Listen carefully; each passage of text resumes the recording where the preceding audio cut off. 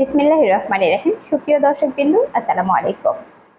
দেশি সেবা চ্যানেলের সৌজন্যে এপিএল কোম্পানির পক্ষ থেকে সকলকে জানাই আন্তরিক শুভেচ্ছা ও অভিনন্দন। এপিএল কোম্পানির সাথে আছি আমি সাজ্জাদা। প্রিয় দর্শক, আজকে আমি আপনাদের সাথে আলোচনা করব মুরগির বৈজ্ঞানিক নাম কি এবং মুরগির ডিমের বৈজ্ঞানিক নাম কি।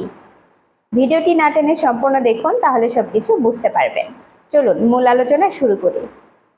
মুরগির বৈজ্ঞানিক নাম হচ্ছে গেলাস। শরীরের পরিমাপ 60 থেকে 70 সেন্টিমিটার এবং মুরগির মাপ 40 থেকে 50 সেন্টিমিটার। এই হচ্ছে মুরগির বৈজ্ঞানিক নাম। এবং ডিমের বৈজ্ঞানিক নাম হচ্ছে ওসাইটি।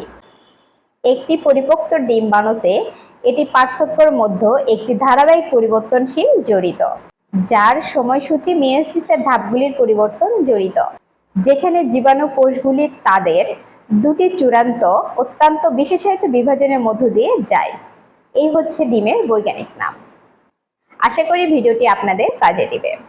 আমাদের চ্যানেলের এরকম নতুন নতুন ভিডিও তথ্য সবার আগে পেতে আমাদের চ্যানেলটি সাবস্ক্রাইব করুন ও বেল আইকনটি বাজিয়ে দিন। লাইক, কমেন্ট, শেয়ার করে অন্যকে দেখার সুযোগ করে দিন। প্রিয় দর্শক, আজকের মতো এখানে বিদায় নিচ্ছি।